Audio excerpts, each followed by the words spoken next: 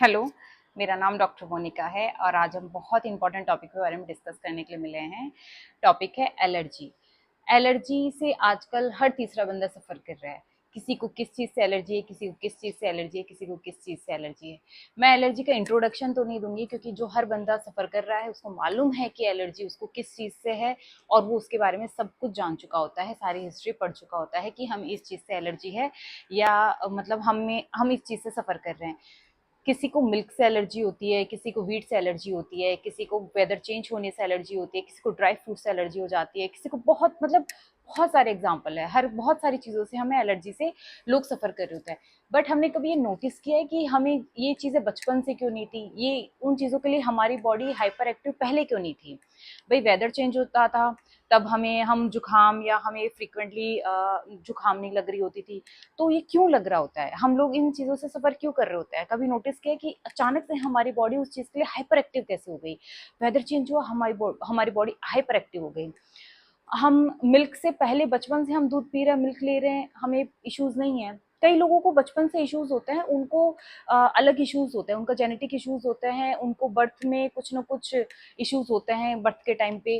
तो उन वजह से उनको इश्यूज हो सकता है, उनके जीन में कुछ ना कुछ डिफेक्ट होता है या जेनेटिक चीज़ें चल रही होती हैं, तो उनको उनके साथ ये चीज़ें होना पॉसिबल होता है। बट कुछ लोगों की हिस्ट्री भी नहीं होती है, कुछ का जेनेटिक भी नहीं होता है, अचानक से उनकी फैमिली में किसी को एलर्जी होती भी नहीं है। किसी को अचानक से एलर्जी उठ के निकल के आ जाती है किसी चीज़ की, कि भाई व्हीट से एलर्जी है, हमें गेहूं से एलर्जी है, हमें चावल से एलर्जी है, हमें ड्राई फ्रूट से एलर्जी हो गई, मटर से एलर्जी हो गई। हमें तो हर मतलब छोटी छोटी चीज़ें कि भाई हम इसको खाते हैं, हमारा बॉडी हाइपर एक्टिव हो जाता है, खुजलियाँ स्टार्ट हो जाती है, इचिंग बहुत ज़्यादा बॉडी में बढ़ जाती है, हमें जुकाम लग जाती है बहुत ज़्यादा। हम फ्रीक्वेंटली जुकाम से गुजर रहे होते हैं, रनिंग नोज से गुजर रहे होते हैं। तो कभी इस चीज़ को समझने की कोशिश की है, बैक ऑफ माइंड में जाना अपने और इस चीज़ को ध्यान से देखना। जिस टाइम पे हमें ये प्रॉब्लम स्टार्ट हुई, हमारी बॉडी में एलर्जी जब से स्टार्ट हुई, उस टाइम पे आपके साथ कुछ ना कुछ इमोशनल ट्रॉमा गुजरा होगा। अनएक्सपेक्टेड चीज़ जो हमारी लाइफ में नहीं होनी होती है और वो अचानक से हमारी लाइफ में घटती है, हमारी बॉडी हाइपर एक्टिव होती है, हाइपर रिएक्ट करती है और उसके साथ ही हमें एलर्जी भी मिलती है। ये एलर्जी तब से स्टार्ट होती है। एक ट्रॉमा जो हमें नहीं चाहिए होता है अचानक से हमारे साथ होता है। जो कई लोग तो क्या होता है कि ट्रॉमा कर जाते हैं कि चलो ठीक है, बट कई लोग उसको ना बहुत ज़्यादा मतलब इमोशनल होता है। जो लोग बहुत ज़्यादा इमोशनल होते हैं वो लोग उन ट्रॉमा से ज़्यादा गुजर रहे होते हैं। तो उन लोगों के साथ ये प्रॉब्लम ज़्यादा होती है कि उनका बॉडी है ना अचानक से हाइपर एक्टिव हो जाता है। तो उन लोगों से जिस टाइम पे है ना एलर्जी कुछ ना कुछ चीज़ से बॉडी हाइपर रिएक्ट करती है तो एलर्जी स्टार्ट हो जाती है। किसी को रनिंग नोज स्टार्ट हो जाता है, किसी को कुछ स्टार्ट हो जाता है। फिर हम लोग देखते हैं, चलो वो तो स्टार्ट तो हो गया, मान लिया ये प्रॉब्लम स्टार्ट हो गई हमारे साथ में, बट हम देखते हैं कि भाई आने वाले टाइम में भाई हम तो अब किसी को मिल्क से है तो उसने मिल्क अवॉइड कर दिया, उसके बाद भी उसकी बॉडी में एलर्जी है, उसके बाद भी कभी कभी उसका बॉडी हाइपर रिएक्ट कर जाता है। हमने देख लिया कि भाई मेडिसिन ले लेते हैं, कुछ सिट्राजिन लेते हैं शायद कई लोग, है ना, तो हमने ले लिया तब तक ठीक हो जाती है। हम लोग उसका ट्रॉमा नहीं देखते हैं पीछे का, कि कुछ ना कुछ ट्रॉमा जो बैक ऑफ माइंड में, अनकॉन्शियस माइंड में पड़ा हुआ है, वो ट्रॉमा ही हमें एलर्जी देता है। बार बार फ्रीक्वेंटली हम एलर्जी या रनिंग नोज से गुजरते हैं या बॉडी में इचिंग से गुजरते हैं, फुंसिया हो जाती है बॉडी में अचानक से, हमें मालूम भी नहीं पड़ता कैसे होता है। वो एक ट्रॉमा है, उसका एक रीजन ट्रॉमा है वो, जो कि हमें बैक ऑफ माइंड में हम लोग सोचते भी नहीं है कि हम इस चीज़ से, इमोशनल स्ट्रेस से गुजर रहे होते हैं। इस वजह से ये चीज़ें हमारा बॉडी अचानक से फिर से हाइपर एक्टिव होता है।